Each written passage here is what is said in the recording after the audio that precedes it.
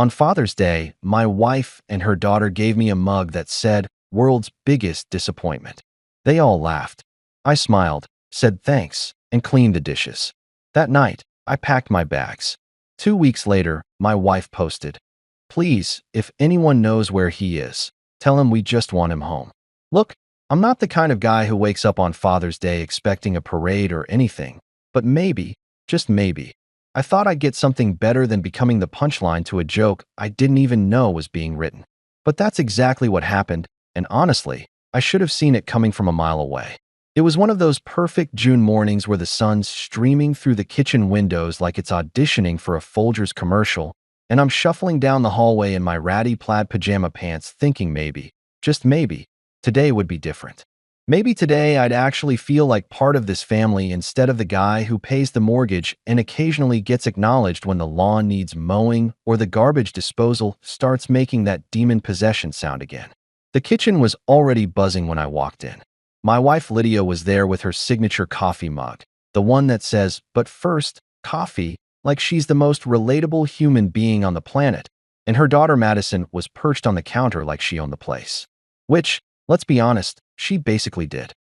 My stepson Eli was hovering near the doorway with his phone out, and I noticed he had that look on his face, the one where he's trying real hard not to crack up about something. I figured they were watching some TikTok or whatever the kids are into these days. Probably something involving someone falling off a skateboard or a cat knocking stuff off a table. You know, normal internet stuff. "Happy Father's Day." Lydia practically sang it, her voice hitting that octave that women use when they're either genuinely excited or about to tell you they backed the car into the mailbox again. She was holding this box, not wrapped, just a plain cardboard box like something you'd get from Amazon. And she had this huge grin plastered across her face like she'd just discovered the cure for boredom. I should have known right then. That grin was too big, too excited. The kind of grin that means trouble is wearing a party hat and waiting to jump out from behind the furniture. "Open it, open it." Madison was practically bouncing, her phone also out now, because apparently, this moment needed to be documented for posterity. Or Instagram. Same difference these days. I took the box because, what else was I gonna do? Refuse? Tell them I had a bad feeling about this? Nah. That would have made me look paranoid and ungrateful, and I'd already been labeled as too sensitive enough times in this house to last me 3 lifetimes. So I opened it, peeling back the cardboard flaps like I was defusing a bomb. Which, in retrospect, would have been less emotionally destructive. Inside, nestled in some tissue paper like it was precious cargo, was a mug. Just a plain white ceramic mug. For a split second, I thought maybe it would say something normal, something that wouldn't make me want to crawl into said mug and disappear. World's best stepdad would have been fine. Dad would have been great. Hell, even world's okayest father figure would have gotten a genuine laugh out of me. But no, what it said in big, bold, impossible to ignore letters was, "World's biggest disappointment." I stood there, holding this mug like it was evidence in a murder trial, my own emotional murder, specifically, and I waited for the punchline. You know, the part where someone says, "Just kidding. Here's your real gift." But that moment never came. Instead, what came was laughter. Not just giggles or chuckles, but full-on, doubled over, can't breathe laughter. Lydia was wiping tears from her eyes. Madison was slapping the counter. Eli, to his credit, looked slightly uncomfortable, but he was still filming, still capturing every second of my public humiliation for whatever group chat or social media platform they decided was worthy of witnessing my degradation. "Oh my God, your face." Lydia managed to gasp between laughs. "I told you he'd be shocked. It's hilarious, right?" Madison added, like she was waiting for me to confirm that yes, this was indeed the pinnacle of comedy, and I should be grateful to be roasted alive on Father's Day of all days. I felt my face doing that thing where it tries to decide between crying and rage-quitting life, but instead, it settled on something worse, a smile. A big, fake, my face might actually crack from the effort smile. Because that's what I did in this house. I smiled. I went along with it. I was the good sport, the guy who could take a joke, the human punching bag who always came back for more because, hey, at least they were paying attention to me, right? "Thanks," I said, and I even managed to throw in a little laugh that sounded like someone was strangling a whoopee cushion. I've always wanted my self-esteem in ceramic form. Really, this is perfect. I'll cherish it forever. That made them laugh even harder, because of course it did. Nothing funnier than a guy making jokes about his own roasting, right? It's like when you laugh at yourself, it gives everyone else permission to laugh twice as hard. It's this weird psychological loophole that basically means you're doing their job for them. Lydia came over and patted my shoulder like I was a golden retriever who'd just learned a new trick. See? I knew you'd get it. You always have such a good sense of humor about things. Yeah, a good sense of humor. That's what we're calling it now. Not slowly dying inside, while maintaining a socially acceptable facade. Not swallowing anger and humiliation like their daily vitamins. Nope, just a good sense of humor. That's me.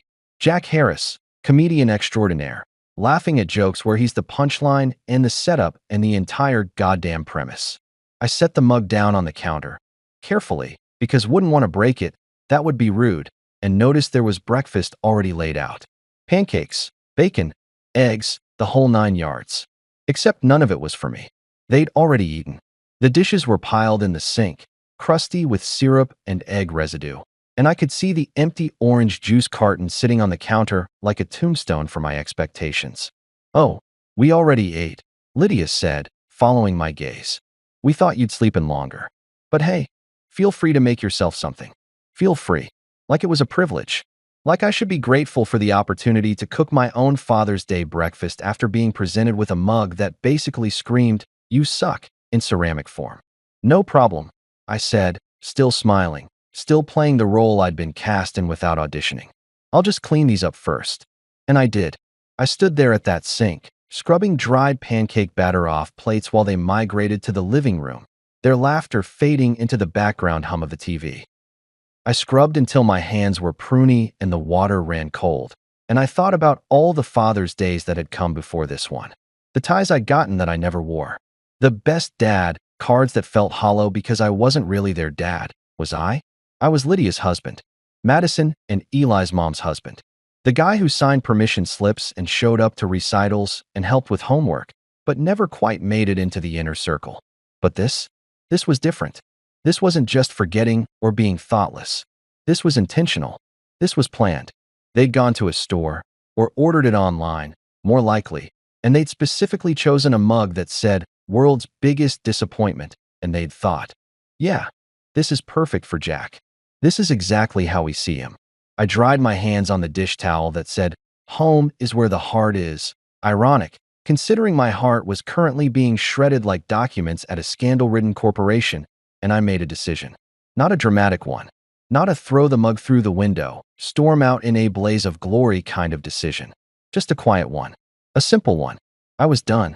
That night, after everyone had gone to bed, after I'd smiled through dinner, after I'd laughed at Madison's story about some guy at school, after I'd said goodnight like everything was normal, I packed a bag.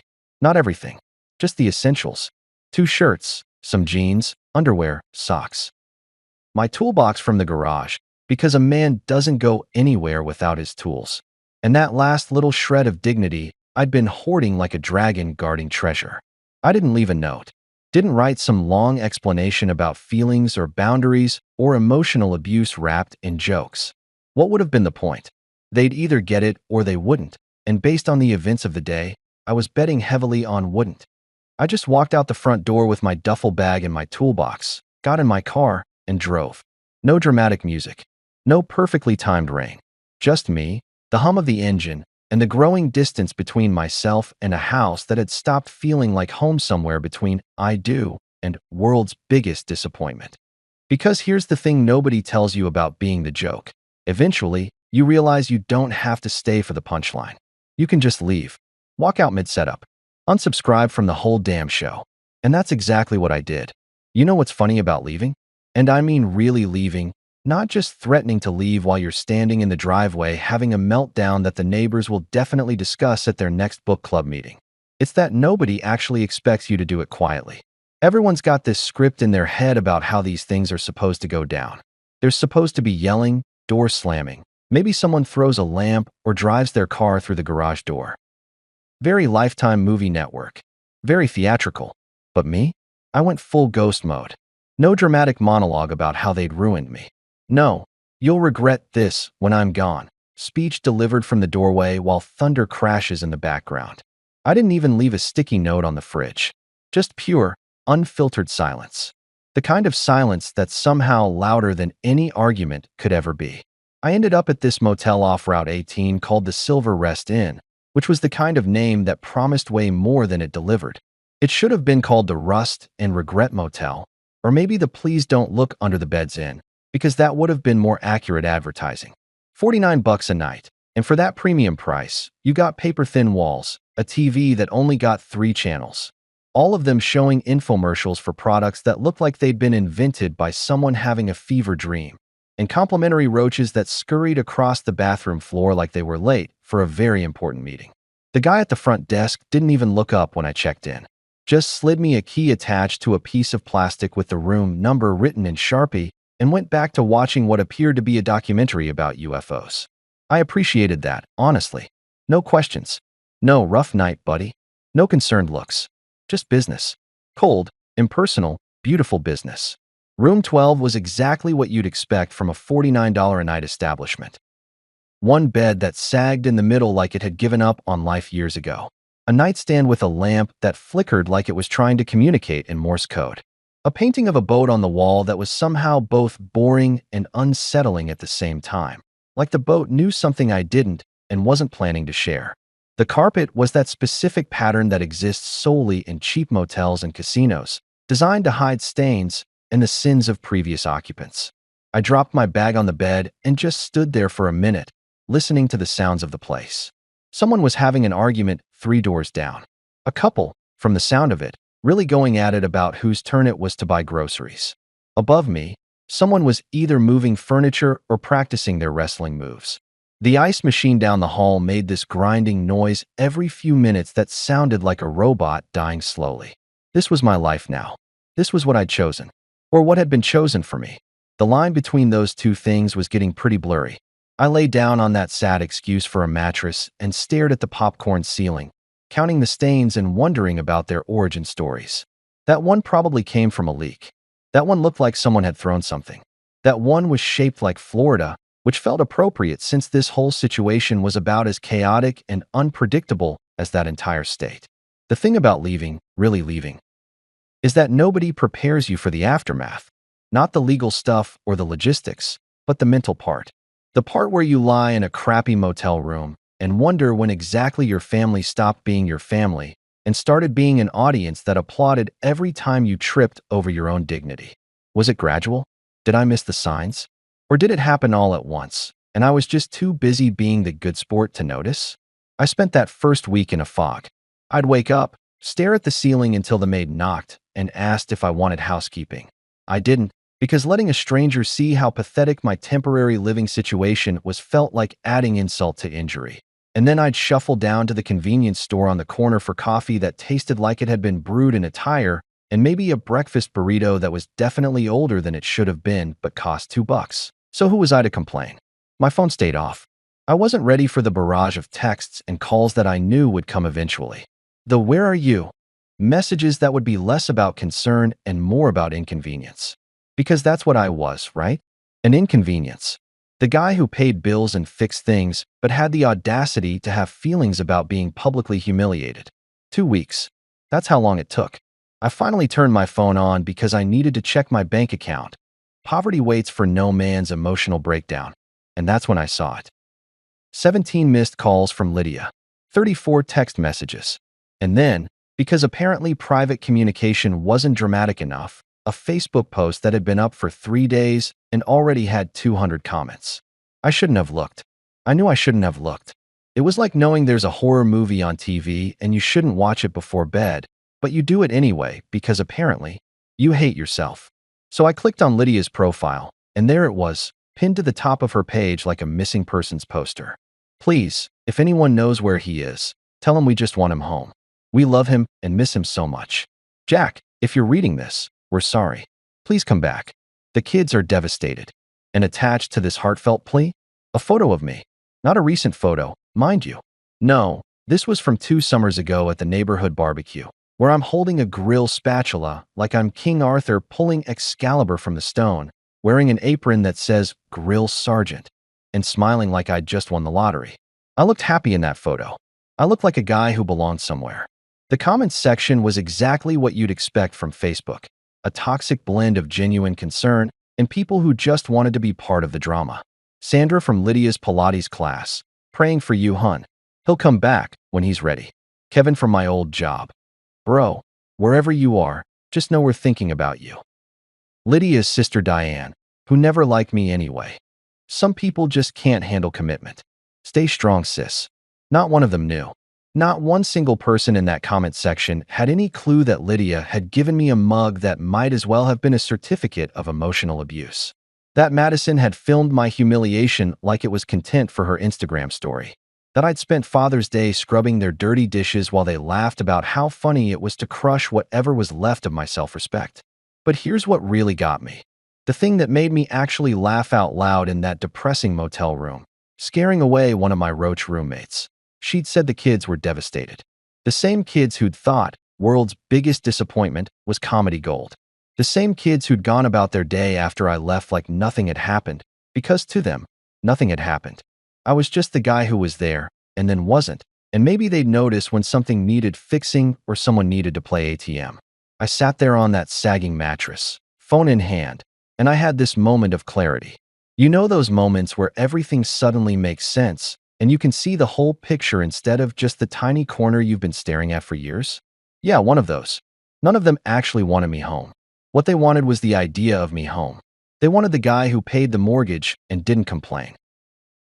That was the first thing I'd gotten right in years. If you've never had the privilege of living in a budget motel for an extended period of time, let me paint you a picture. Actually, scratch that. Let me give you the full sensory experience, because this place assaulted all 5 senses with the enthusiasm of a door-to-door salesman who won't take no for an answer. The smell hit you first. It was this unique combination of industrial cleaning products, cigarette smoke from 1987, and something I can only describe as despair with notes of mildew. The kind of smell that clings to your clothes and follows you around like a ghost that's really committed to haunting you. I went through an entire bottle of Febreze in the first 3 days, and it didn't make a dent. That smell was permanent. It was part of the infrastructure now, probably load-bearing at this point. The Silver Rest Inn had this aesthetic that I like to call given up. The carpet, which I mentioned before but deserves another shout-out for being spectacularly hideous, was this brown and orange pattern that looked like someone had asked an AI to design the 1970s, but make it sad. There were stains on that carpet that probably had their own zip codes. I made a rule early on, never walk barefoot. Never. I wore shoes at all times, even to go from the bed to the bathroom, which was exactly 7 steps, but felt like a journey through a hazmat zone. The bathroom itself was a whole other adventure. The tiles were that specific shade of off-white that suggested they'd started out as actual white about 30 years ago and had slowly given up on life. The grout was basically black at this point, and I'm pretty sure the shower curtain was the same one that had been there when the place opened in what I'm guessing was 1973. It had this pattern of ducks on it, but the ducks looked angry, like they knew they'd been stuck in this bathroom for decades and were plotting revenge. The shower had 2 settings, scalding hot or ice cold. No in between. No comfortable temperature that won't cause 3rd-degree burns or hypothermia. You had to pick your torture method every morning. I usually went with scalding because at least that woke me up, though I'm pretty sure I lost a few layers of skin in the process. But the real stars of the Silver Rest Inn? The vending machines. There were 2 of them, positioned right outside the lobby like sentries guarding the entrance to disappointment. One allegedly sold snacks, the other allegedly sold drinks.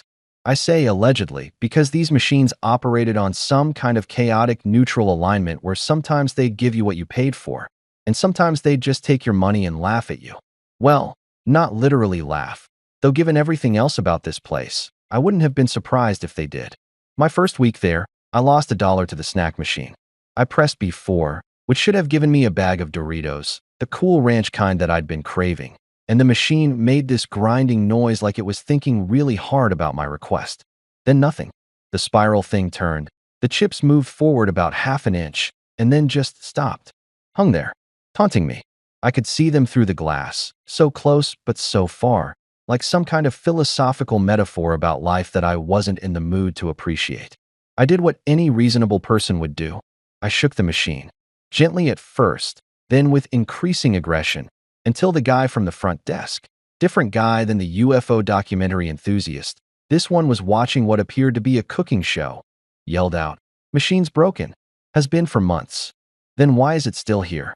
I yelled back, "Owner says it's too expensive to fix or remove." Perfect. That was just perfect. Even the vending machines at this place were giving up on life. The TV in my room became my best friend out of sheer necessity. It only got 3 channels, like I mentioned, but I memorized the schedule within days. Channel 3 was all infomercials, all the time. I learned about knives that could cut through shoes, blenders that could supposedly blend iPads, though why you'd want to blend an iPad was never explained, and something called the pocket hose that looked like it would break the second you looked at it wrong. Channel 7 was local news on repeat, the same stories cycling every 4 hours like some kind of Groundhog Day situation. And Channel 11 was the jackpot. Classic TV shows and movies from the 80s and 90s. I watched Pawn Stars like it was my job. I knew every episode. I could predict what the expert would say. I knew which items would sell and which ones would walk out the door with disappointed owners who thought their grandmother's antique spoon collection was worth thousands, but was actually worth maybe $50 on a good day. There was something comforting about it. Watching other people learn that their treasures were actually trash felt relatable. My only real companion during those first weeks was a fly. Not just any fly. This was a persistent little bastard that refused to die despite my best efforts. I tried swatting it with a rolled-up newspaper. Missed every time. The fly had reflexes like a fighter pilot. I tried leaving the window open, hoping it would fly out to freedom, but it apparently liked the Silver Rest Inn. Maybe it had low standards. Maybe it was as stuck as I was. Eventually, I named him Carl, because he deserved a name. Carl the Fly. He'd buzz around the room, land on the TV screen right in the middle of whatever I was watching, and just sit there like he was watching too. Sometimes I'd talk to him. Yes, I'm aware how pathetic that sounds. Yes, I was fully conscious of the fact that I'd hit a new low when my primary social interaction was with an insect. But Carl didn't judge me. Carl didn't give me mugs that insulted my existence. Carl was just there, living his best fly life, and honestly, that made him more loyal than anyone I'd left behind. But here's the thing about rock bottom, and I say this as someone who is actively getting to know the geological composition of rock bottom very intimately. You can only stay there for so long before you either dig deeper or start climbing back up. And I'm not a digger by nature. I'm a fixer. That's what I do. I fix things. Broken cabinets, leaky faucets, relationships that were doomed from the start. Okay, maybe I wasn't so great at that last one, but the principle stood. About 3 weeks into my stay at the Silver Rest Inn, I woke up one morning and looked at myself in the bathroom mirror. Really looked at myself. And what I saw was a guy who'd let himself go in the very specific way that men do when they stop caring. My hair was getting long in that "I've given up on society" way, not this stylish man bun way. My beard had gone from rugged to might be hiding a family of birds in there. I was wearing the same shirt I'd worn for 3 days because laundry required effort and quarters, and I was short on both. "This is pathetic, Jack," I said to my reflection. Carl buzzed past, like even he agreed. So I did something radical. I took a shower, scalding, naturally, and I actually used soap. Everywhere.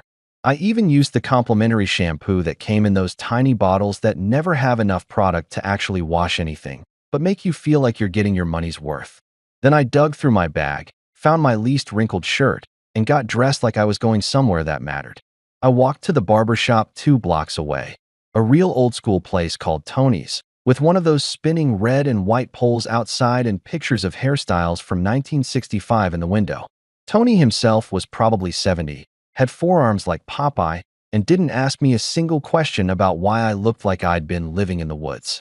He just sat me down, asked how I wanted it cut, and got to work. 20 minutes later, I looked human again. Not great, but human. That's all I needed. Next stop, Willow Creek Hardware, a family-owned place I'd driven past about 100 times on my way to and from the motel. I walked in, found the manager. A woman named Susan who had kind eyes and a no-nonsense attitude, and asked if they were hiring. She looked me up and down. "You know tools." "I know tools like some people know their family members." "Better, actually." She cracked a smile.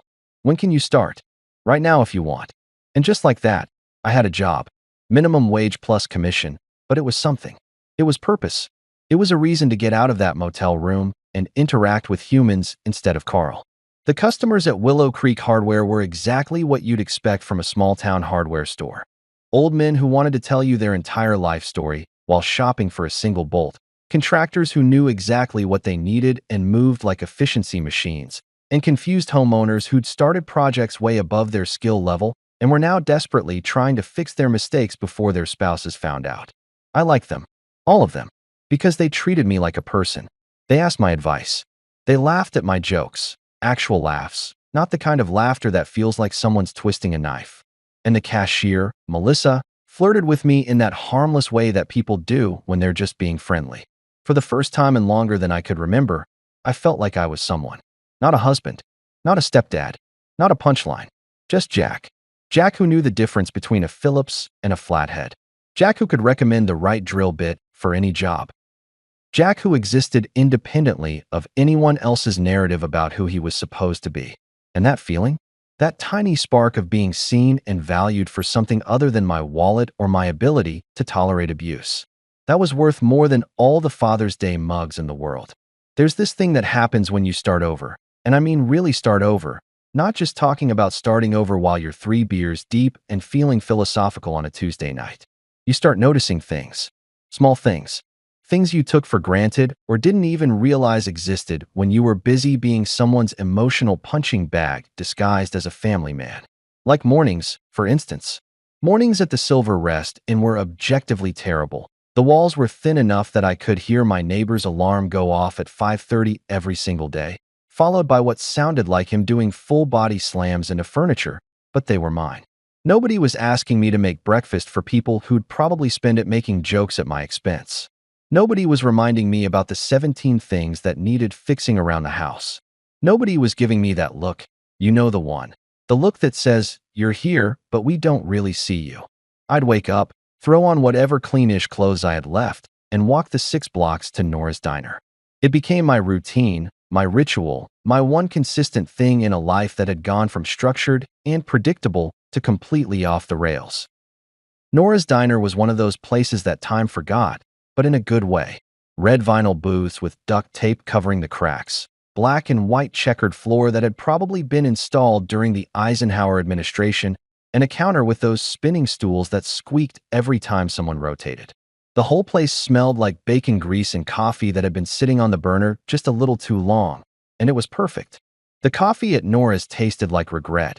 If regret was something you could brew at exactly 195 degrees and serve in chipped mugs that didn't have insulting messages on them. It was strong enough to strip paint and probably violated several health codes, but it was consistent. Every morning, same taste, same temperature, same mild sense of, is this what's going to finally do me in? But the real reason I kept going back was Dottie, the waitress who worked the morning shift. She was probably in her mid-50s, had hair dyed an aggressive shade of red that nature never intended, and called everyone sweetheart, in this way that somehow wasn't condescending. It was genuine. She'd refill your coffee without asking. Remember how you took it after the first visit? And she had this gift for knowing when someone wanted to chat and when they just wanted to be left alone with their eggs and existential crisis. Morning, sweetheart, she'd say, coffee pot already in hand before I even sat down. The usual? The usual was 2 eggs over easy, wheat toast, no butter, because I was pretending to make healthy choices, and hash browns that were crispy enough to use as a weapon if necessary. It cost $6.95, which in today's economy felt like I was getting away with robbery. You got it, Dottie. She'd pour the coffee, give me this knowing look that said she understood more than I was telling her, and move on to the next customer. No prying questions. No, so what's your story? Interrogation. Just acceptance. It was refreshing in a way I didn't know I needed. Working at Willow Creek Hardware turned out to be the best thing that could have happened to me. Not because it was glamorous, it definitely wasn't. Or because it paid well, it definitely didn't. But because it gave me something I'd been missing for years, competence. The feeling that I was good at something and people recognized it. That's where I met Tommy. Tommy was a regular who came in at least 3 times a week. Always needed something random. A specific size of washer, would stain in an exact shade, sandpaper in varying grits, and always had a story. He was a retired Marine, about 65, built like he could still do 100 push-ups without breaking a sweat, and had this way of talking that was equal parts wisdom and absolute zero tolerance for nonsense. "You knew?" he asked the first time I helped him, sizing me up like he was determining whether I was worth his time. "Started last week." "You know anything? Or are you one of those kids who just points at the computer? Try me." He rattled off a list of items that would have sent most people running to find someone else, but I grabbed a card and started pulling exactly what he needed without having to look up a single thing. Toggle bolts, 3/4 inch, zinc-plated. Wood screws, number 8, 2-inch. A specific brand of wood glue that most people didn't even know existed. Tommy watched me work, nodded approvingly, and when I finished, he said, "You actually know what you're doing. That's rare. I've fixed enough stuff in my life to know my way around a hardware store." Fixed stuff, or fixed stuff that other people broke while pretending they knew what they were doing. I laughed, actually laughed, not the fake kind I perfected over years of being the good sport. Definitely more of the second one. That was the beginning of what I guess you'd call a friendship, though Tommy would probably call it two guys who talk, while one of them shops for hardware. He started timing his visits for when I was working. We'd talk about projects, tools, the idiots who came in asking for that thingy that holds the other thingy, and eventually life. It was Tommy who first said the thing that I'd been thinking but couldn't articulate. We were in aisle 7, fasteners and anchors. And he was telling me about his daughter's wedding, how he'd paid for the whole thing, walked her down the aisle, gave a speech that made everyone cry, the works. "Best day of my life," he said, "getting to be her dad." I must have made a face, because he stopped mid-reach for a box of drywall anchors and looked at me. "What's that look?" "Nothing. Just, that sounds nice." But nothing. It's nice. Family stuff is nice." Tommy wasn't having it. He crossed his arms, still holding the anchors, and gave me that look that Marines probably give recruits when they're about to say something that's going to hurt, but needs to be heard anyway. "Son, I've been coming to this hardware store for 15 years. I've seen a lot of employees come and go. Most of them are kids working summer jobs, don't know a Phillips from a flathead, barely look up from their phones. But you're different. You know what you're doing, you're good with people, and you look like someone kicked your dog, ran over your cat, and then came back to apologize, but the apology somehow made it worse." I opened my mouth to protest, but he held up a hand. "I'm not asking for your life story, but I'm going to tell you something that took me way too long to learn. People who laugh at you aren't people who love you. They're just people who need an audience."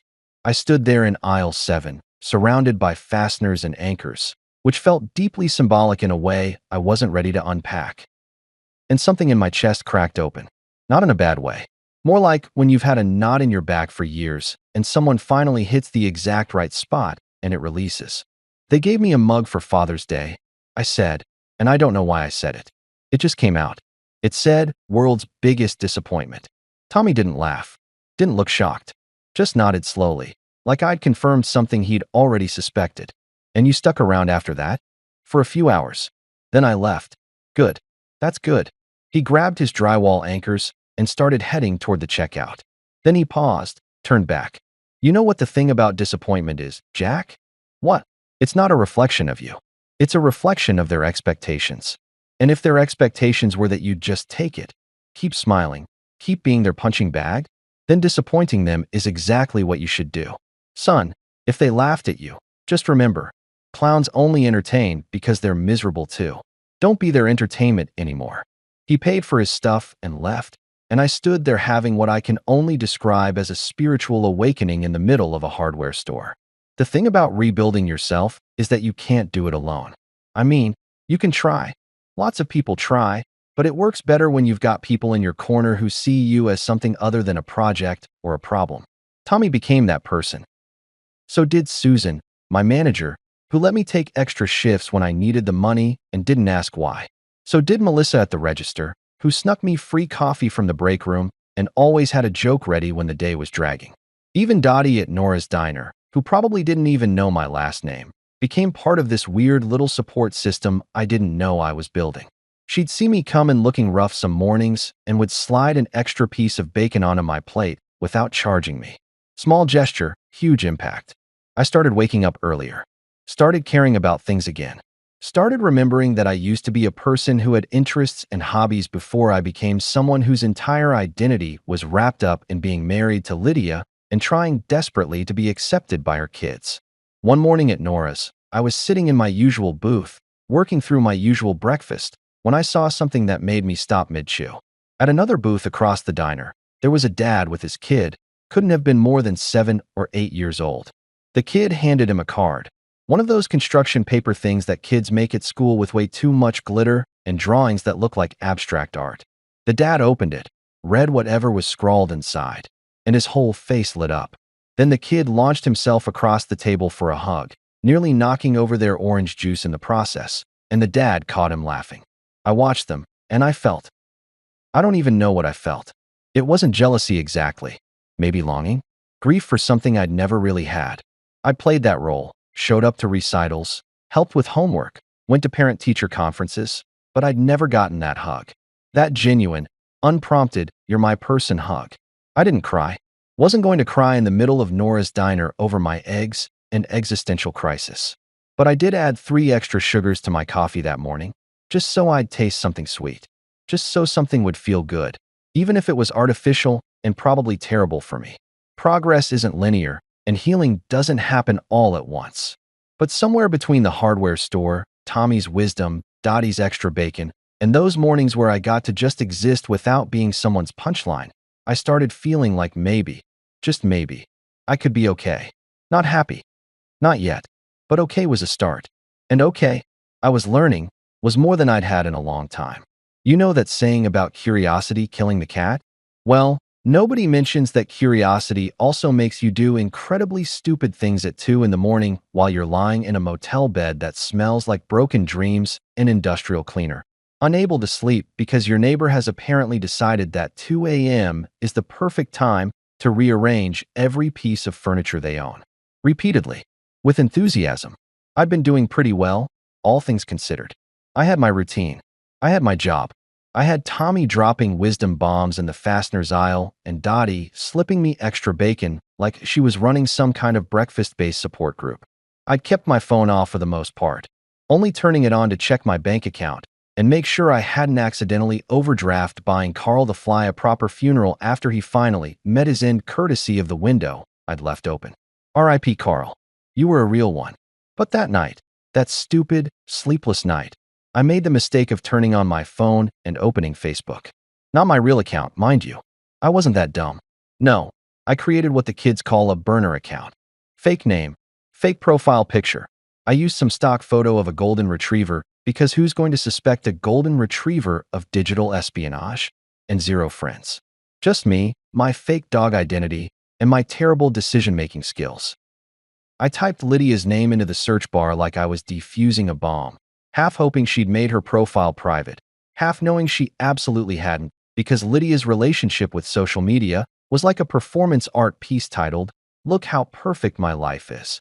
Her profile popped up immediately. Of course it did. Public. Wide open. Might as well have had a neon sign that said, "Come watch me curate my existence." The cover photo was new. Her and the kids at some beach. Everyone in white linen like they were auditioning for a tourism commercial. Everyone looked happy. Everyone looked perfect. Everyone looked like they definitely hadn't emotionally destroyed someone and driven him to live in a motel where the ice machine sounded like it was dying. I scrolled through her recent posts, and it was exactly what you'd expect. Inspirational quotes about strength and resilience overlaid on pictures of sunsets. Selfies with captions like, "Just vibing sparkles," and "Coffee and confidence hot beverage flexed biceps," that had racked up hundreds of likes from people who probably didn't know her well enough to realize that her confidence was built on a foundation of making other people feel small. There were brunch photos, because of course there were brunch photos. Is it even a midlife crisis if you're not documenting your avocado toast? With hashtags like hashtag #StrongMomStickTogether and hashtag healing and hashtag living my best life. The comments were full of her friends hyping her up. "You go, girl. Looking amazing. Proud of you for staying strong." Strong. That word kept coming up. Like she was the survivor here. Like she was the one who'd been through something traumatic and was bravely soldiering on. Not the woman who'd orchestrated my humiliation and then acted surprised when I had the audacity to remove myself from the situation. I kept scrolling, falling deeper into this rabbit hole of manufactured happiness. And that's when I noticed something weird. Actually, not weird, alarming. Suspicious. The kind of thing that makes you sit up in bed and squint at your phone like maybe you're seeing it wrong. There were no pictures of Madison. None. Lydia's Instagram. Because of course I checked that too. I was already in full stalker mode. Used to be basically a Madison fan page. Madison at soccer practice. Madison at debate club. Madison with her friends. Madison's honor roll certificate. Madison breathing. Every major life event, every minor achievement, every single moment of that girl's existence had been documented and hashtagged and posted for the world to see. But now, nothing. Not for the past month and a half.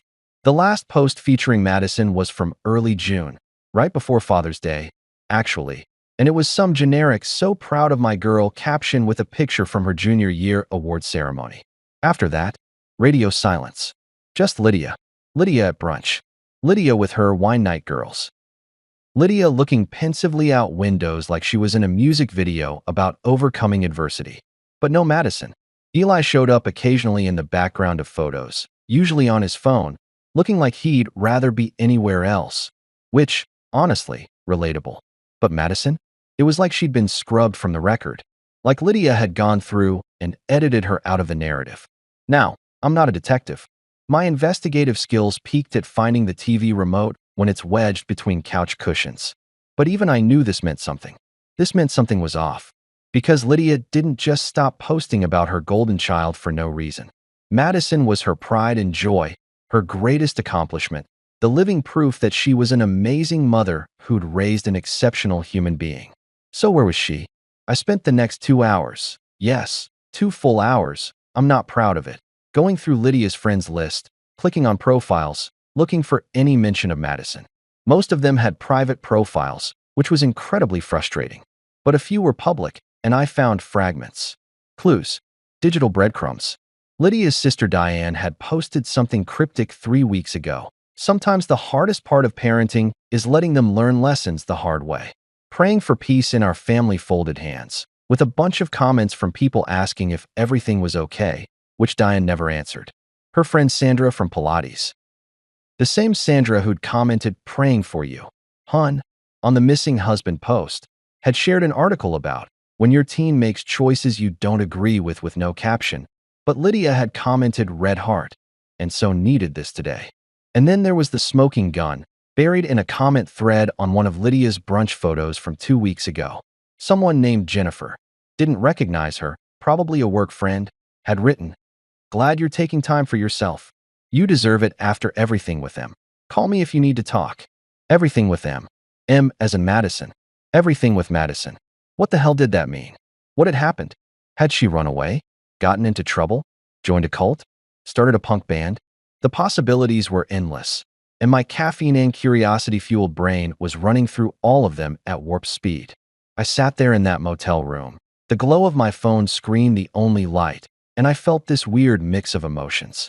Concern, definitely, because whatever had happened, Madison was still technically my stepdaughter, and despite the whole world's biggest disappointment mug incident, I didn't wish bad things on her. Curiosity, obviously, because I'm human and humans are nosy creatures who can't resist a mystery. But also, and I'm not proud of this, a little bit of satisfaction. Not satisfaction that something bad might have happened to Madison. I'm not a monster. But satisfaction that maybe, just maybe, Lydia's perfect little world wasn't quite as perfect as she was presenting it online. That maybe the woman who'd spent years making me feel inadequate was dealing with her own inadequacies. That maybe karma was real and it had an Instagram account. I know. That makes me sound petty and vindictive. And maybe I was being petty and vindictive. But you try being emotionally demolished by your family and then watching them play happy on social media while pretending you never existed. See how zen and enlightened you feel about it. I clicked on Madison's profile next, because I'd already given up on having any dignity. Her last post was from 2 months ago, a selfie with some caption about summer plans and freedom. The comments were typical teenager stuff, friends hyping her up, some emojis, nothing that screamed family crisis imminent. But she hadn't posted since. And for an 18-year-old who used to post at least once a day, that was weird. That was very weird. I thought about messaging her. Actually typed out a message. Hey, just checking in. Hope you're doing okay. But I deleted it before sending because what was I going to say? Hi, I'm your mom's ex-husband who left without saying goodbye and is now internet stalking you from a fake dog account at 2 in the morning. Just wanted to see if you're alive? Yeah, that would go over great. Instead, I bookmarked Lydia's profile and told myself I'd check it periodically. Not every day. That would be obsessive. Just occasionally.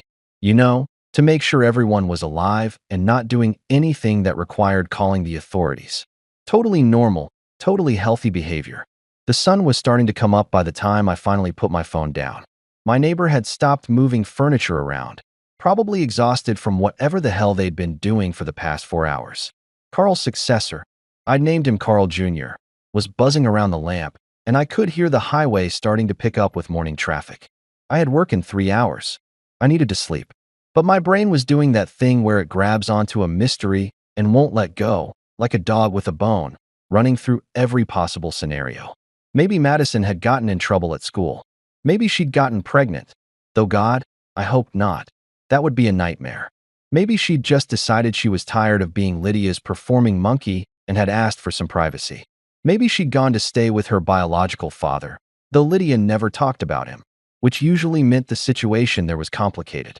Or maybe, and this was the thought that kept circling back, maybe Madison had realized what I'd realized, that living in that house, being part of that family dynamic, was slowly killing whatever authentic self you had. Maybe she'd left too. The irony wouldn't be lost on Lydia if that was the case. Spend years curating this image of the perfect blended family.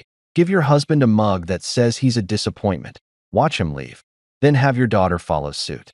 It would be like a Greek tragedy if Greek tragedies were set in suburban America and involved social media. I finally fell asleep around 6:30, still holding my phone, still wondering. And when I woke up 2 hours later for work, groggy and unrest, the first thing I did was check Lydia's Facebook again. New post. Picture of her morning coffee with the caption, "New day, new blessings. Grateful for growth and change, seedling son." 43 likes already. 0 mentions of where her daughter was. And just like that, I realized something. Lydia's life on social media was a fairy tale. Carefully edited, strategically posted, designed to make everyone believe in the happily ever after. But I'd lived in that story. I knew what happened behind the scenes when the camera was off. And fairy tales, I was learning, were just pretty lies we told ourselves to avoid dealing with the truth. Guilt is a funny thing. Not, haha funny. More like, wake up in a cold sweat at 3 in the morning wondering if you're actually a terrible person funny. The kind of funny that isn't funny at all and makes you question every decision you've ever made while staring at a water stain on the ceiling that looks disturbingly like a judge's gavel. I'd been gone for almost 2 months. 2 months of living at the Silver Rest Inn, which I'd somehow managed to make feel almost livable. I'd bought an air freshener that made the place smell like mountain fresh instead of despair and mildew. And I'd finally won the war against the roaches by leaving out strategic traps like I was some kind of extermination general. 2 months of working at Willow Creek Hardware, building up a modest savings account that was mine and mine alone. 2 months of actually feeling like a person instead of a punchline. But in all that time, through all those small victories and moments of, hey, maybe I'm not completely broken, there was this one thing nagging at me like a splinter you can't quite reach. One person I'd left behind who didn't deserve it. Eli, my stepson, the quiet one. The kid who'd filmed my Father's Day humiliation but had at least looked uncomfortable about it. The one who never really joined in on the jokes, never piled on when Lydia and Madison were on a roll. He just existed in the background, like a stagehand in a play he never auditioned for. I'd been so focused on getting away from Lydia and Madison, so wrapped up in my own pain and the need to escape, that I'd never stopped to think about how it would affect him. And that's the thing about being the bigger person, or trying to be, anyway. You eventually have to face the fact that your pain doesn't exist in a vacuum. It splashes. It spreads. It hits people who were just standing nearby. Eli wasn't the one who'd hurt me. Sure, he'd been there. He'd held the camera, but I knew him well enough to know he'd probably been told it was just a harmless prank. That I'd think it was funny. That it was all in good fun. And when you're 16 and your mom is telling you something, you tend to believe her, even when your gut is saying something else entirely. So one night, After a particularly long shift at the hardware store where I'd helped this elderly woman find the exact right screws to fix her late husband's birdhouse, and she'd gotten teary-eyed and thanked me like I'd saved her life, I went back to my motel room and did something I hadn't done in years. I wrote a letter. An actual, physical, pen and paper letter. Not a text. Not an email. Not a Facebook message from my fake golden retriever account. A real letter, because some things deserve the weight of ink on paper, the permanence of words you can hold in your hands. I sat at the tiny desk in my room, right next to the window where Carl Jr. liked to hang out, with a pad of paper I'd bought from the dollar store and a pen I'd stolen from the hardware store. Sorry, Susan. And I started writing. The first draft was terrible. Too angry. Too much about me and not enough about him. I crumpled it up and threw it at the trash can, missed by about 3 feet, and started again. The second draft was too casual, like I was writing to a buddy instead of a kid I'd helped raise for 3 years. Crumpled. Tossed. Missed again. My hand-eye coordination really suffered during my time in that motel. The third draft felt right. Or at least, as right as this kind of thing could feel. Hey, bud. It started, because that's what I'd always called him. Not son. That felt presumptuous, like I was trying to replace someone I'd never even met. Just bud. Simple. Honest. I'm okay. I know you're probably wondering where I went. Or maybe you're not. I don't really know what your mom told you about all this. But I wanted you to hear it from me. So here it is. I didn't leave because of you. I need you to know that. Whatever happened, whatever you've heard, this wasn't about you. Sometimes adults need to step away to find their peace. That sounds like something you'd read on a motivational poster with a picture of a sunset, and I know it's kind of vague and probably frustrating to hear. But the truth is complicated, and you're smart enough to know that life isn't as simple as good guys and bad guys. I'm not going to badmouth your mom. That's not what this is about. But I also can't pretend that everything was okay when it wasn't. I stayed as long as I could, tried as hard as I could, and eventually I had to choose between being there and being okay. I chose being okay. I hope someday you understand that. You're a good kid, Eli. Quiet but good. You've got this way of seeing things that most people miss because they're too busy talking. Don't lose that. The world needs more people who pay attention. If you ever want to talk about anything, about nothing, about this whole mess, or just about life in general, I'm around. I'm staying in Willow Creek, working at the hardware store on Main Street. But more than that, I'll be at the Willow Creek Library on Saturday at 3 p.m. Just sitting there, probably reading something boring about home improvement or how to fix things that are actually unfixable. If you show up, great. If you don't, I understand. No pressure. No expectations. Just an open door if you want to walk through it. Take care of yourself, bud. And remember, you're not responsible for other people's happiness. Not mine, not your mom's, not your sister's. Just your own. Jack. I read it over about 15 times, changing a word here and there, second-guessing every sentence. Was it too much? Not enough? Would he even get it? Or would Lydia intercept it and throw it away? Would he think I was pathetic for reaching out? Would he crumple it up and toss it without reading, the same way I'd toss my failed drafts? But eventually, I had to just commit. I folded the letter, put it in an envelope I'd also bought from the dollar store, white, plain, nothing fancy, and wrote his name on the front. Just Eli. Not his last name, not the full address on the front, because I was going to hand-deliver this thing. Well, not hand-deliver directly. I wasn't ready for a face-to-face confrontation with Lydia at the front door, but I knew Eli's schedule. Kid was a creature of habit, just like me. Every Thursday, he stayed after school for computer club until 5, then walked home because he said he liked the exercise, but really I think he just liked having an excuse to put on headphones and avoid human interaction for 20 minutes. So that Thursday, I drove to his school, felt incredibly creepy doing it, like I was some kind of stalker, but I pushed through, and I waited in the parking lot until I saw him come out. He was by himself, headphones in, backpack slung over one shoulder, looking at his phone like it held the secrets of the universe. I got out of my truck, heart pounding like I was about to rob a bank instead of just giving a kid a letter. Eli. He looked up, and I watched his face cycle through about 17 emotions in 3 seconds. Surprise. Confusion. Relief? Maybe? Or maybe I was projecting. Then something that looked like wariness, like he wasn't sure if he should be happy to see me or worried. Jack. He pulled out his headphones, glanced around like he was checking if anyone was watching. What are you doing here? I wanted to give you this. I held out the envelope, suddenly very aware of how ridiculous this whole thing was. A grown man, lurking in a high school parking lot, handing out letters like it was 1952 and we didn't have phones. I know it's weird. This whole thing is weird. But I didn't have your number, and I didn't want to contact you through your mom. So, yeah, letter. He took it slowly, like he thought it might explode. Is everything okay? Are you okay? I'm fine. Better, actually. I stopped. Because how do you explain to a 16-year-old that you're not mad at him, but you couldn't stay in a house that was slowly destroying you? Read the letter. It explains everything. Or tries to, anyway. He held the envelope, turning it over in his hands. Mom said you just left. That you didn't say anything to anyone. That's true. I did. And I'm sorry for that. You deserved better.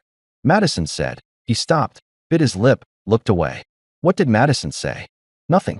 Never mind. But his jaw was tight, and I could see he was holding something back. Eli, whatever she said, whatever anyone said, you can talk to me. I know I left, and I know that probably looks bad, but I'm still here. If you need me. He nodded, but didn't say anything else.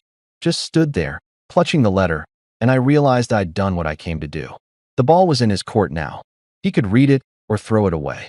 He could show up on Saturday or not. I couldn't control that. I could only control my part. Saturday, I said. 3 p.m. Library. If you want. Okay. It wasn't a yes, but it wasn't a no either. It was an okay, which in teenager language could mean absolutely anything.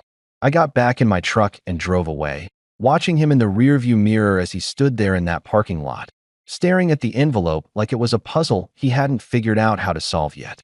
Saturday came.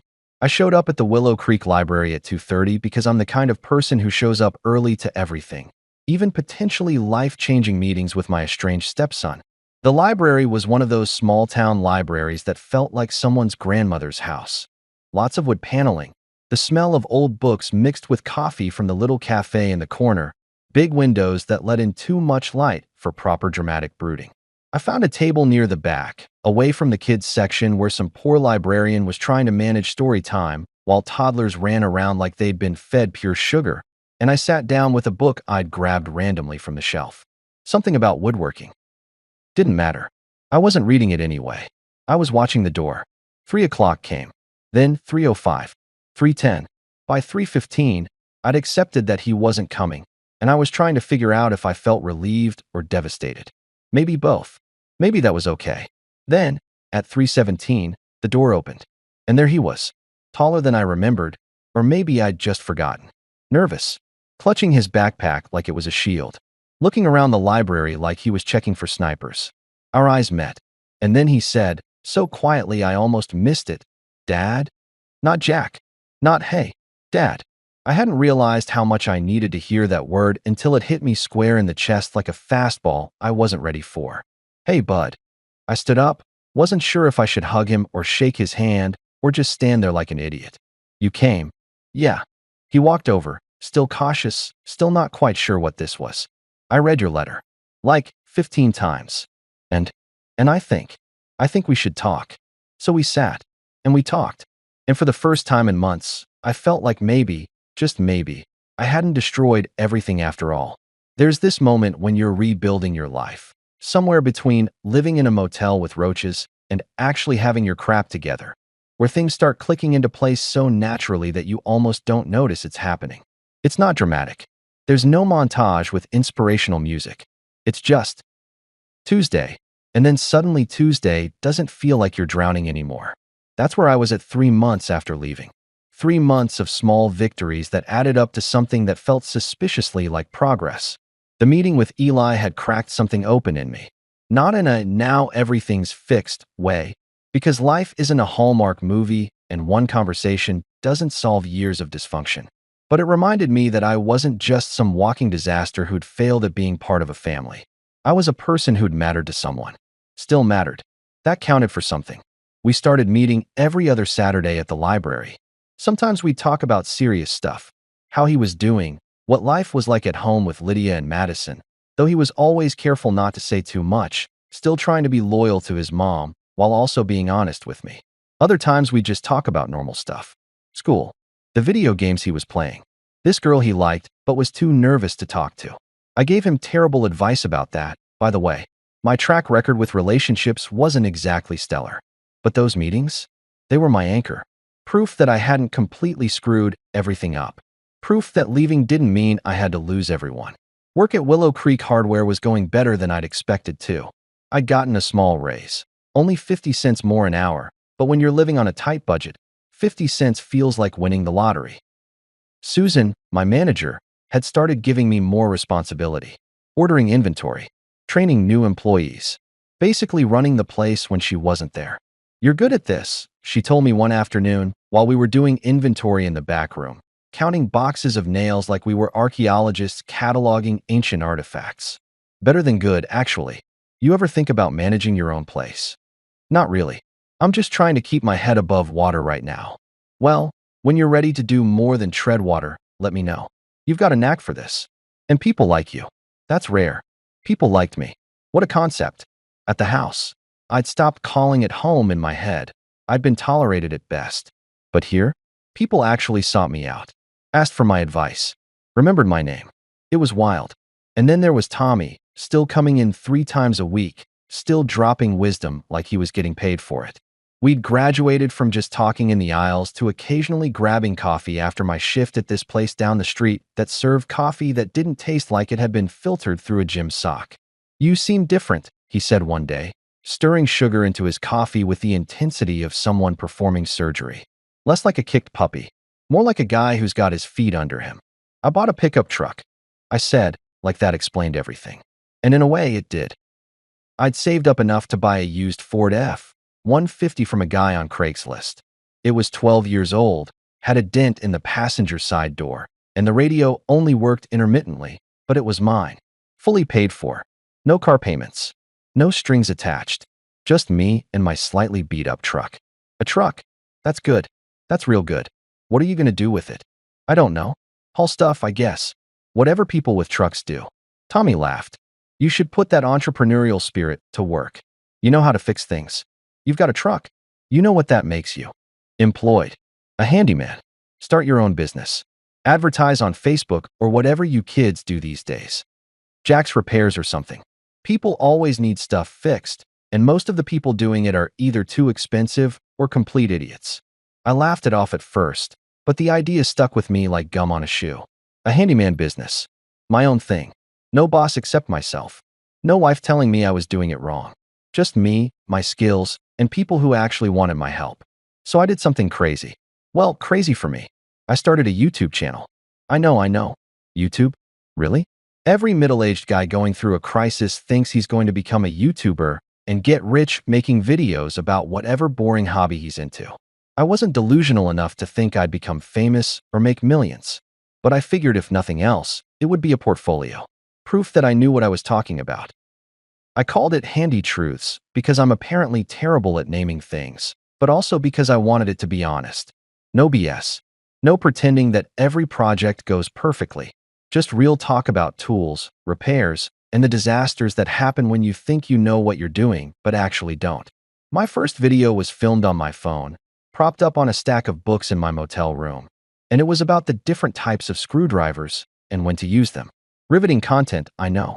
I expected maybe 12 views, mostly from bots and my own mother if she still remembered I existed.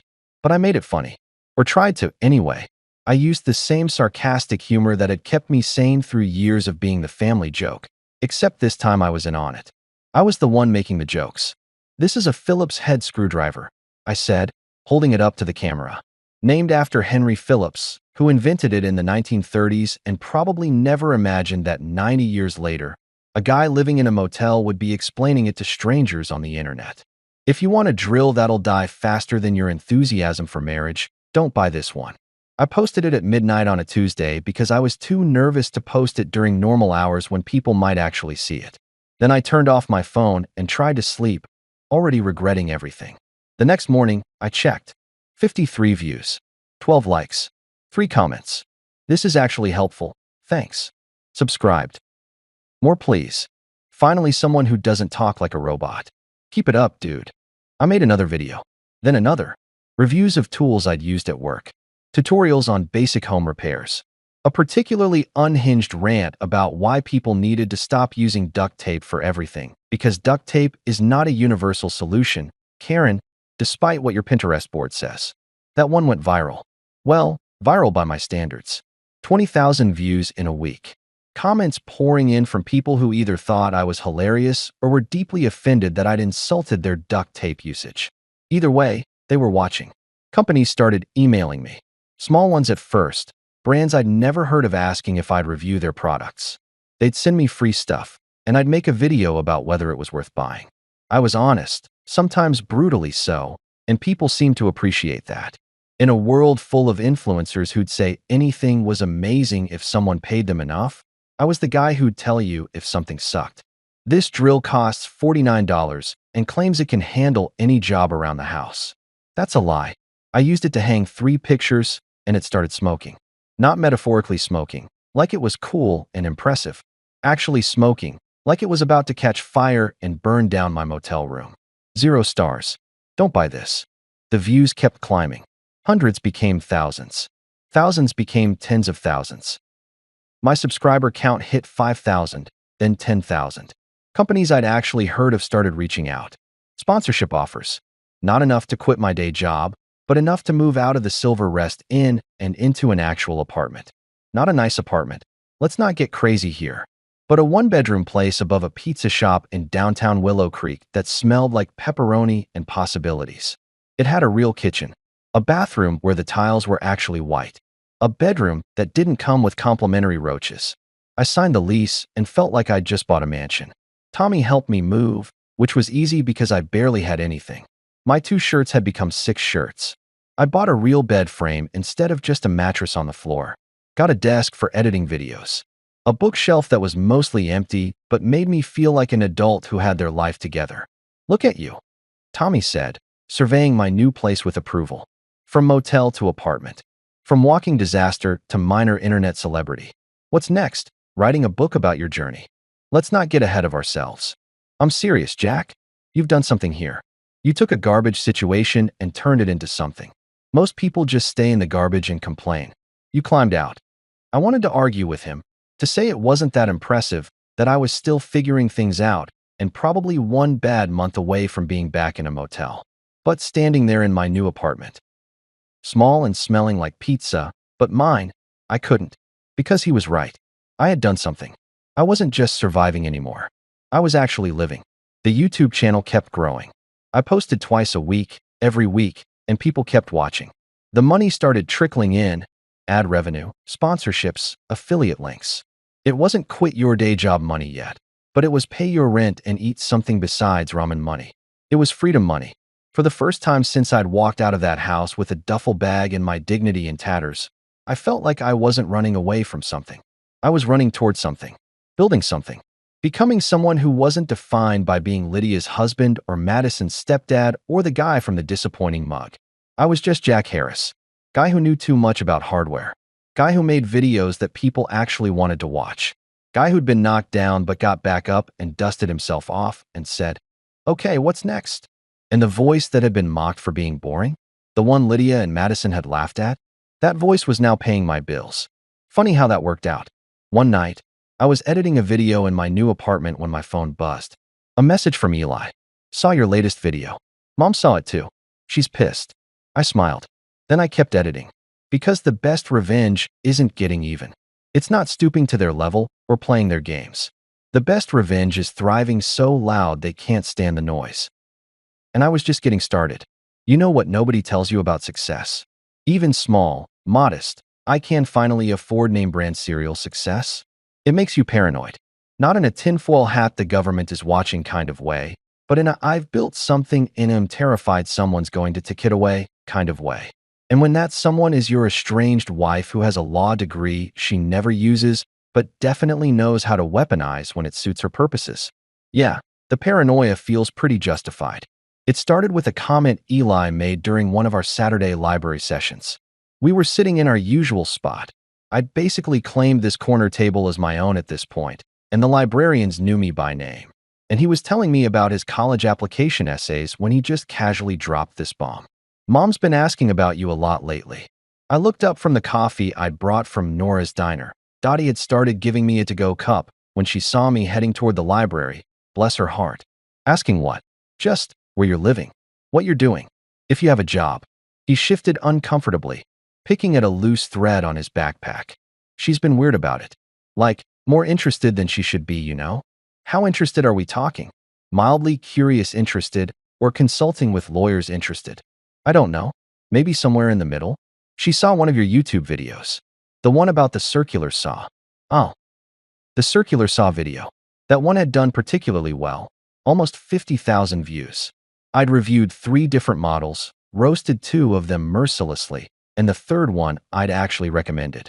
The recommended one sales had apparently spiked after my video, and the company had sent me a thank you email along with a check that made me genuinely excited about a piece of paper. And what did she say about it? Eli looked even more uncomfortable, which was saying something because the kid's baseline was mildly uncomfortable with existence. She said it's interesting that you have money for video equipment, but apparently didn't have money for the family. There it was. The narrative. I could see it forming like storm clouds on the horizon. Jack, the deadbeat who abandoned his family and is now living it up making YouTube videos while his poor wife struggles to keep things together. Never mind that the video equipment was my iPhone propped on a stack of books. Never mind that every dollar I'd made, I'd earned myself after leaving.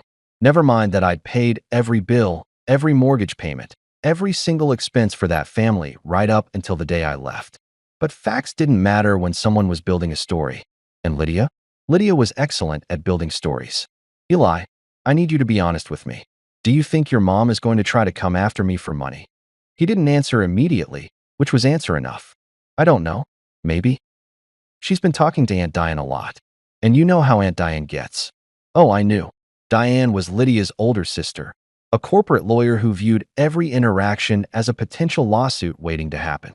She'd never liked me. I was too blue-collar, too unambitious, too settling for mediocre, in her expert opinion.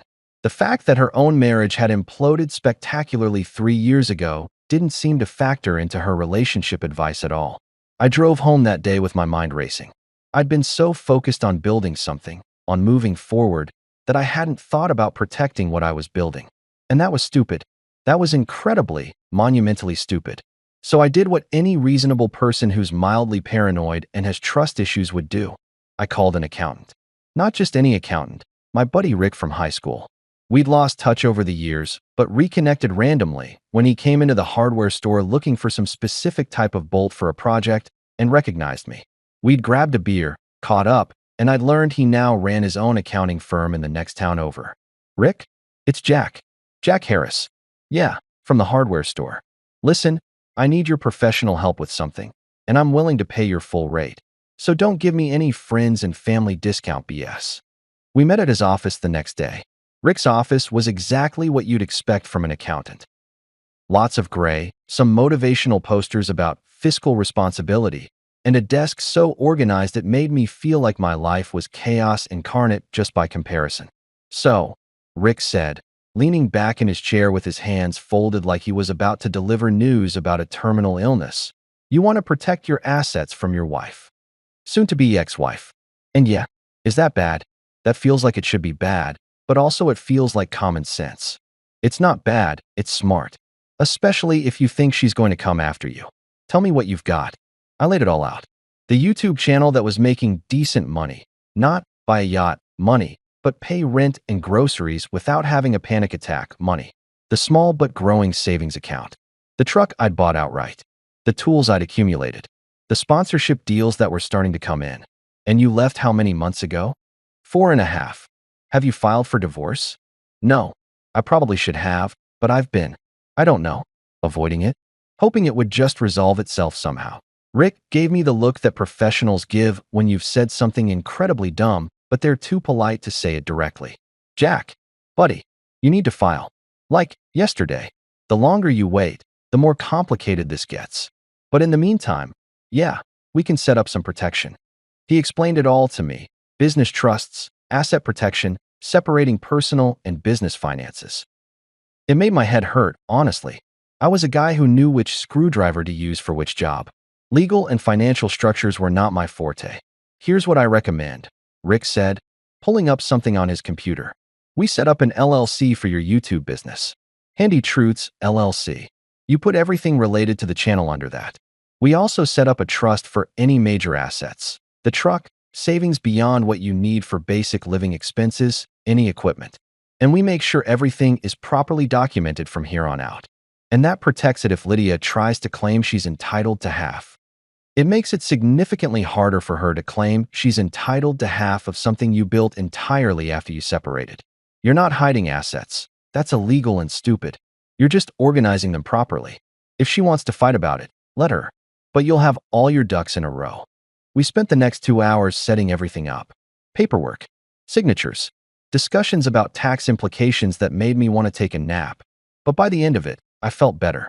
Not completely secure. You're never completely secure when dealing with someone who views conflict as a competitive sport, but better. One more thing, Rick said as I was getting ready to leave. The trust. You should name a beneficiary. Someone who gets it if something happens to you. I didn't even hesitate. Eli, my stepson. Not your biological son? No, but he's the only one who showed up when it mattered. That counts for something. Rick nodded and made a note. Divorce prep? Nah. Emotional bankruptcy recovery. He laughed, but it wasn't really a joke.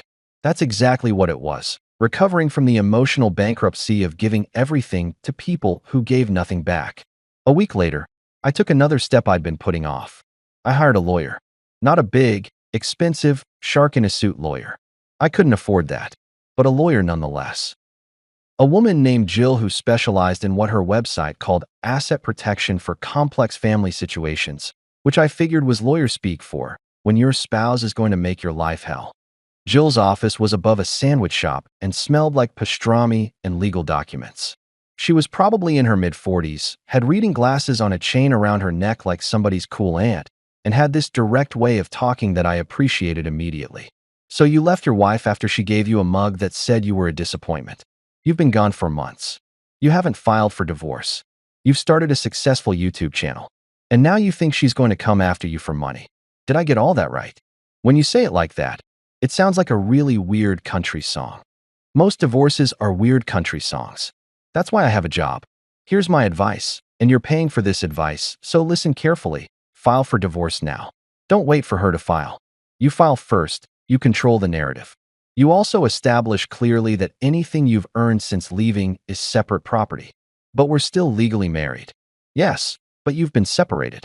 If you can prove you've been living separately, supporting yourself, not commingling finances, the court will generally consider assets acquired during separation to be separate property. Generally, nothing's guaranteed, but you've got a better shot if you're proactive. And what if she fights it?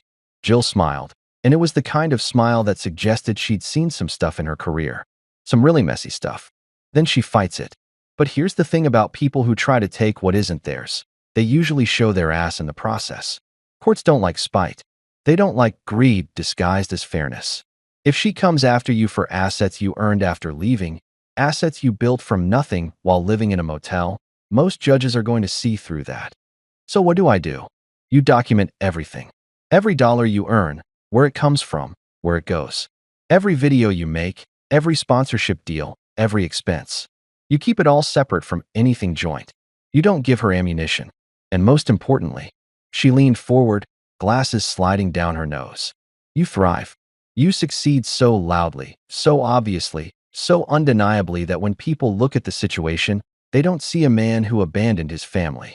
They see a man who left a toxic situation and built something better. I like Jill. I liked her a lot. Sometimes the best revenge, she continued, is thriving so loud they can't stand the noise. And from what you've told me, you're already doing that.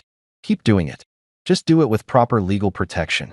I left her office feeling something I hadn't felt in a long time. Prepared. Not scared. Not reactive. Prepared. I had an accountant, a lawyer, a plan. I had documentation and structures and all the boring adult stuff that nobody tells you matters until it suddenly matters a lot. That night, I sat in my apartment above the pizza shop, editing my latest video, a comparison of different types of wood stain that was somehow getting decent views, and I thought about how far I'd come.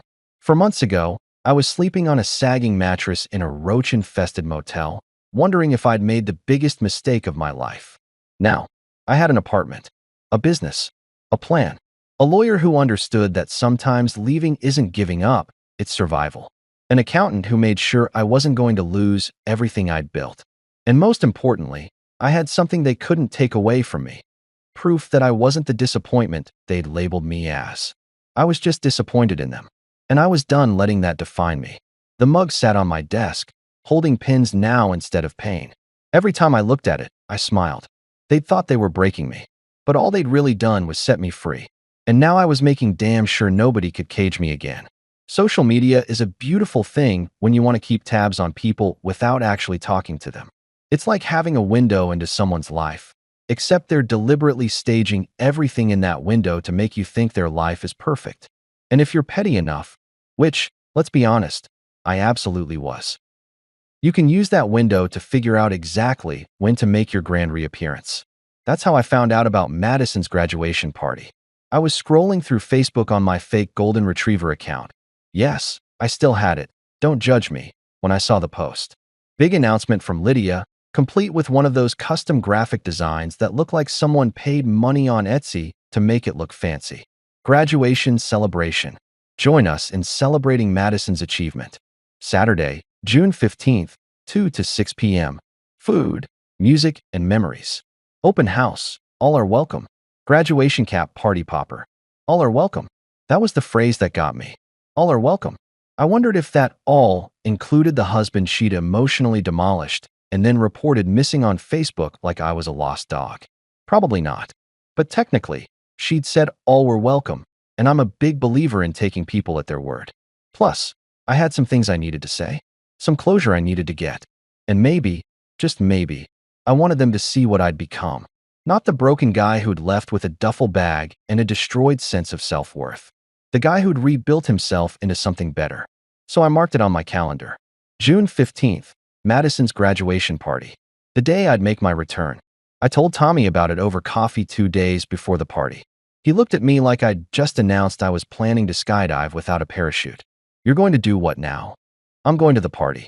Just to make an appearance. Say congratulations. Be civil. Jack. Buddy. That's a terrible idea. Probably. But I'm doing it anyway. Why? What's the point? You've moved on. You've got your life together. Why go back there? I thought about it, stirring sugar into my coffee that didn't need any more sugar. Because they need to see that they didn't break me. Because Madison's graduating, and despite everything, I helped raise that kid for 3 years. Because I want them to know that I'm not hiding. I'm not ashamed. I left, and I'm fine. Better than fine. Tommy sighed, the kind of sigh that said he knew he wasn't going to talk me out of this. At least don't go alone. You want backup? Nah. This is something I need to do myself. But I appreciate the offer. You're either brave or stupid, and I haven't figured out which yet. Can it be both? Saturday arrived with perfect weather, sunny, not too hot, the kind of day that made you believe good things were possible. I put on my best jeans, a button-up shirt that I'd actually ironed, and boots that I'd cleaned until they looked almost new. I looked at myself in the mirror and barely recognized the guy staring back. Confident. Put together. Not the defeated man who'd shuffled out 4 months ago.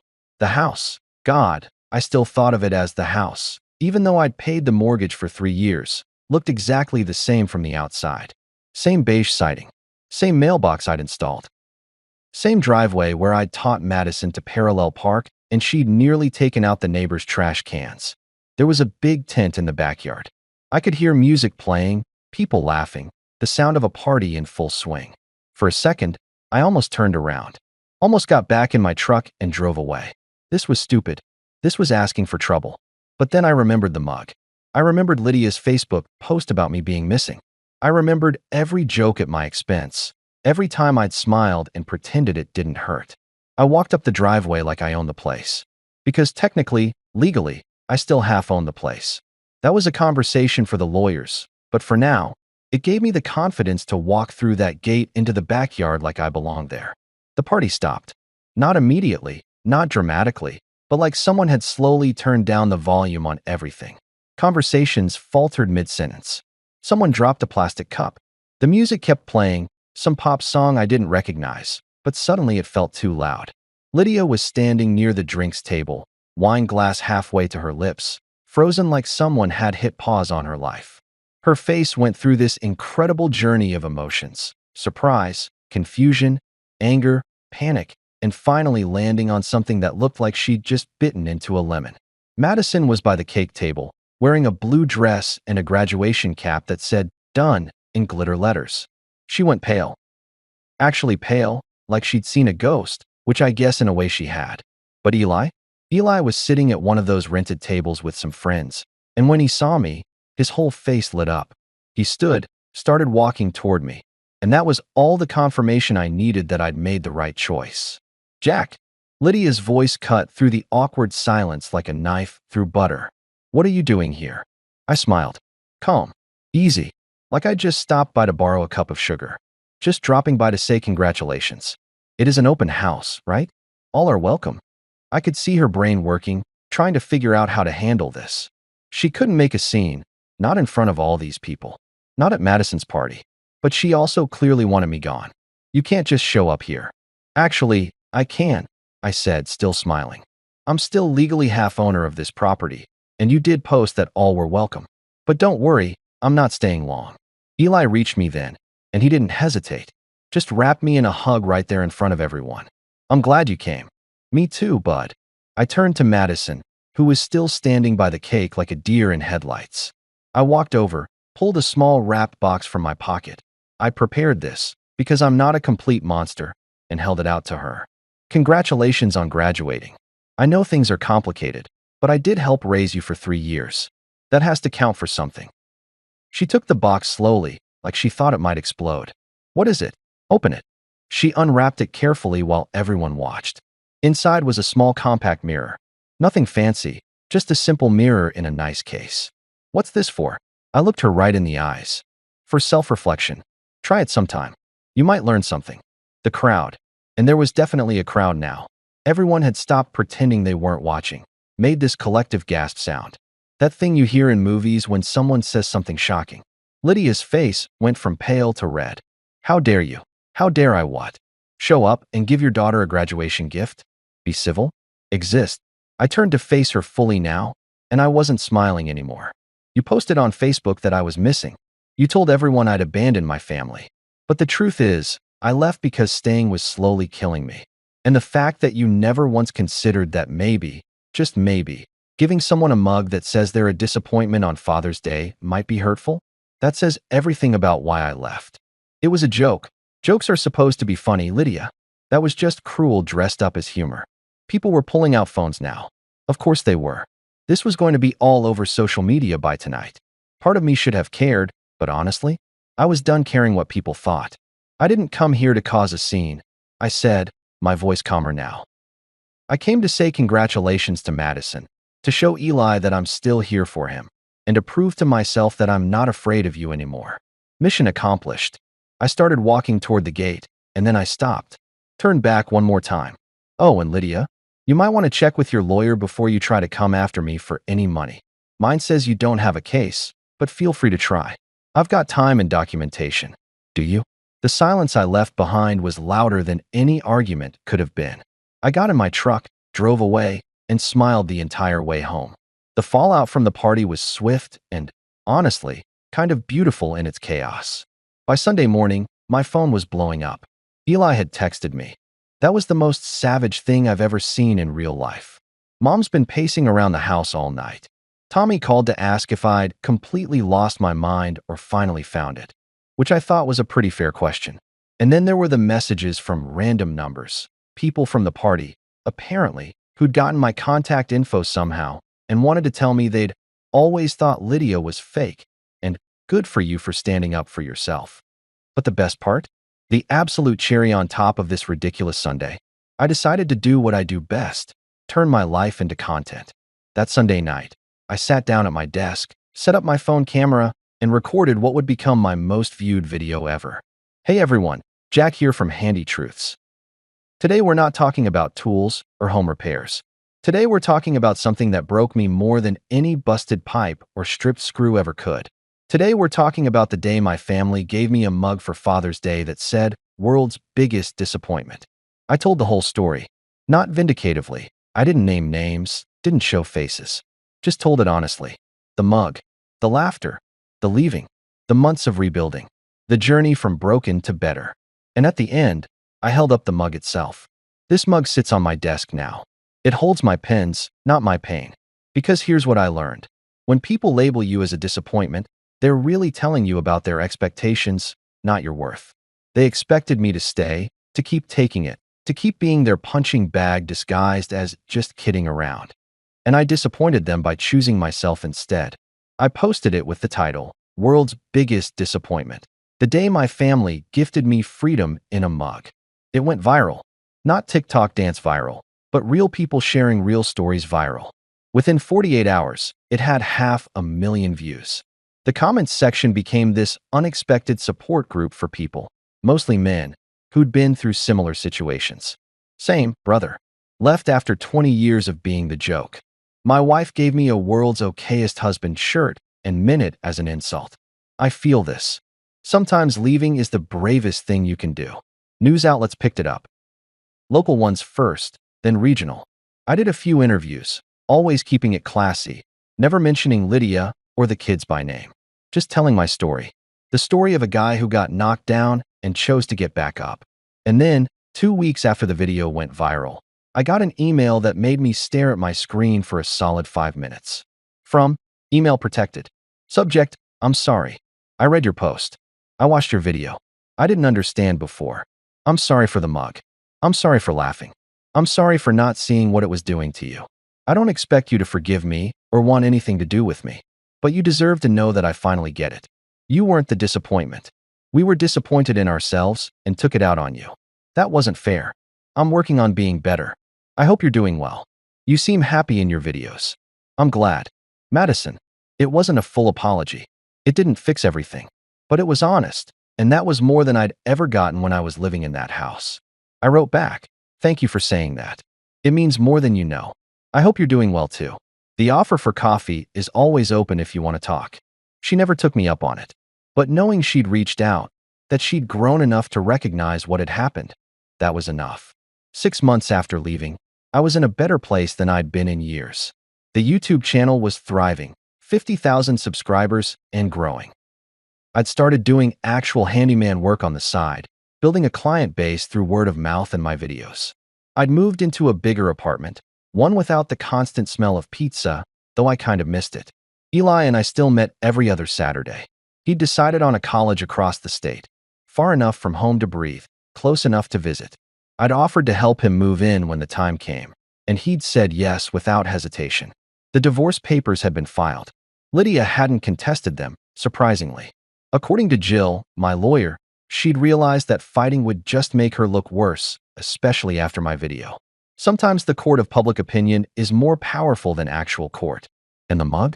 It still sat on my desk, holding pins and the occasional paper clip. People asked me in videos why I kept it, if it didn't just remind me of bad times.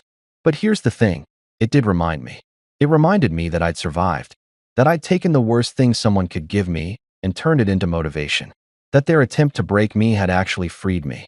Every morning, I'd grab a pen from that mug to write down my to-do list.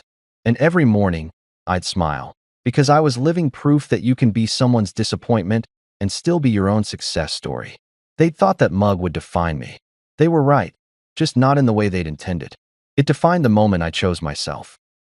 The moment I decided that being called a disappointment by people who didn't value me was better than being valued by people who only saw me as a joke. I was the world's biggest disappointment to them. But to myself, I was finally enough. And that, as it turned out, was the only opinion that really mattered.